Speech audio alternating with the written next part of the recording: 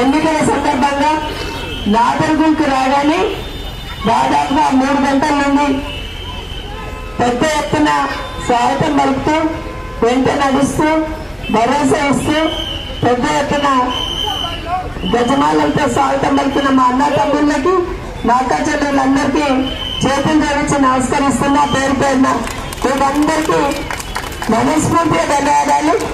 ఎందుకంటే ఎప్పుడైనా నాగర్గుల్ గ్రామం నన్ను హక్కున చేర్చుకుంది, అండగా ఉంది, జీవితంలో మిమ్మల్ని అందరినీ గుండెల్లో పెట్టుకుంటానని మీకు అందరూ కూడా మరొక్కసారి పేరు పేరున తెలియజేస్తా ఉన్నాను.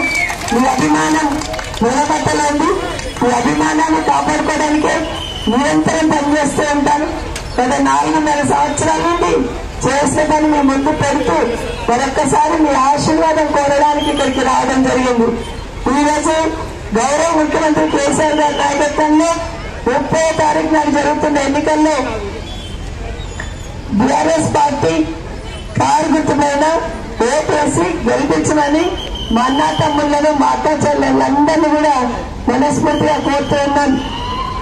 30వ తారీఖు నాడు 3వ నంబర్ నాడు ఈరోజు నాగర్గుల్లో నాకు 3 గజమాలలు వేశారు.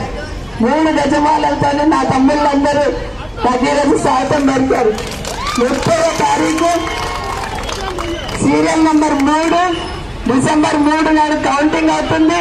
ముచ్చటగా 3వసారి మీరందరూ కూడా ఆశీర్వదించండి అని మీకు అందరూ కూడా మనవి చేస్తా ఉన్నాను. మీకందరికీ మరొకసారి ఈ రోజు జరుగుతున్న అభివృద్ధిని చూడండి.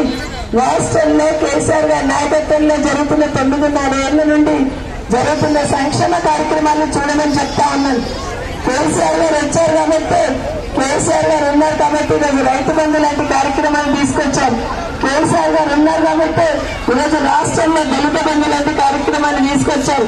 కేసీఆర్ గారు దర్శన నాయకుడు ఉన్నారు కాబట్టి ఈరోజు కళ్యాణ లక్ష్మి లాంటి కార్యక్రమాన్ని తీసుకొచ్చారు. కళ్యాణ లక్ష్మి లాంటి కార్యక్రమాన్ని తీసుకొచ్చారు. ఈరోజు మనసున్న పెద్ద మనసుతో ఆలోచించే మనిషి కేసీఆర్ గారు పైన ఉన్నారు కాబట్టి 200 ఉన్న పెన్షన్ ఈరోజు 2000 చేయడం జరిగింది. దయచేసి గమనించండి. ఈరోజు కేసీఆర్ గారు పైన ముఖ్యమంత్రిగా ఉన్నారు కాబట్టి తెలంగాణ వస్తే పాలన చాతరన్న వాళ్ళకి సవాళ్లు విసురుతూ ఈరోజు 24 గంటల కరెంట్ ఇస్తున్న కేసీఆర్ గారికి ఖచ్చితంగా మీరందరూ సపోర్ట్ చేయాల్సిన అవసరం ఉంది. ఈ రోజు తెలంగాణ వస్తే మీ వాళ్ళకి పాలన వస్తుంది అనుకున్న సందర్భంలో అని మాటలున్న సందర్భంలో ఈరోజు ఇంటింటికి మిషన్ భగీరథ ద్వారా మంచినీళ్ళు అందించి ఇది తెలంగాణకి సత్తాన్ని సాటి చెప్పిన కేసీఆర్ గారికి ఖచ్చితంగా అండగా ఉండాల్సిన అవసరం ఉందని మీకు మనవి చేస్తా ఉన్నాను.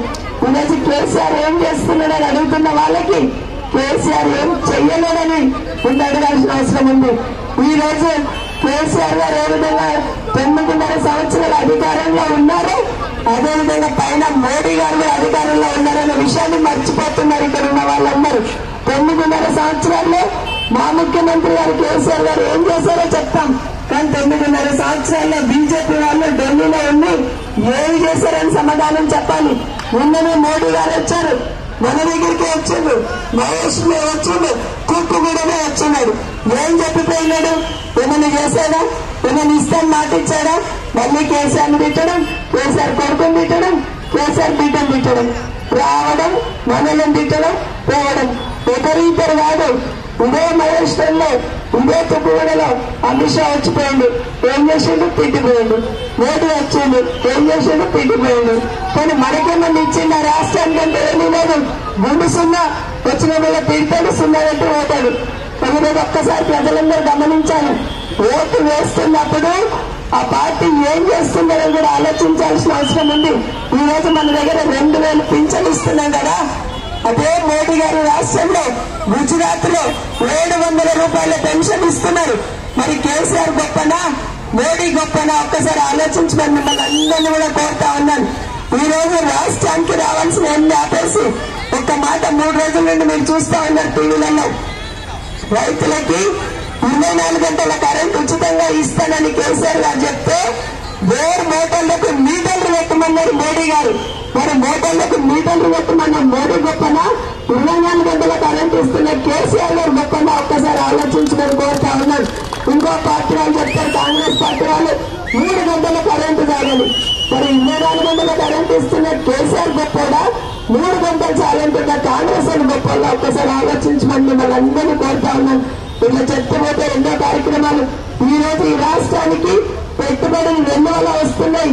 ఏ పెట్టుబడి వాళ్ళు వచ్చినా కూడా, ఏ కంపెనీ వాళ్ళు వచ్చినా కూడా భారతదేశంలో తెలంగాణ సైడ్ చూస్తా ఉన్నారు. తెలంగాణలో హైదరాబాద్ సైడ్ చుట్టుపక్కలంతా కూడా పెట్టుబడులు పెడుతున్నారంటే ఈ రాష్ట్రంలో ఉన్న నాయకులు, ముఖ్యమంత్రి గారి పరిపాలన అట్లా ఉందని మీ దగ్గరకు ఒకసారి మనవి చేస్తా ఉన్నాను.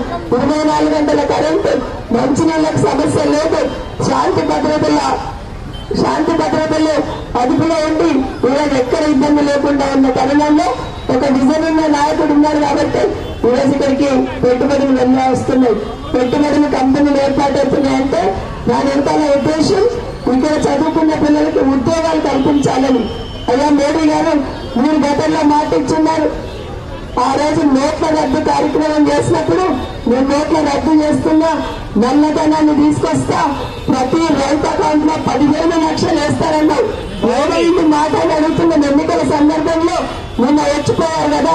మా ఒక్క రైతు అకౌంట్ లోనన్నా, మా నాగర్గుల్ రైతు అకౌంట్ లో ఒక్కరి అకౌంట్ లోనన్నా 15 లక్షలు వేశారని అడగాల్సిన బాధ్యత ఖచ్చితంగా ఉందని మీకు మనవి చేస్తా ఉన్నాను. ఈరోజు కేసీఆర్ గారు రైతు బంధు 10,000 ఇస్తున్నారు ఎకరాకి. ఎవరు అడగలేదు, పెట్టుబడి ఇవ్వండి ఎవరు అడగలేదు. కానీ నిజమైన రైతు కాబట్టి రైతుకి ఈరోజు 10,000 రూపాయలు పెట్టుబడి ఇస్తా ఉన్నారు.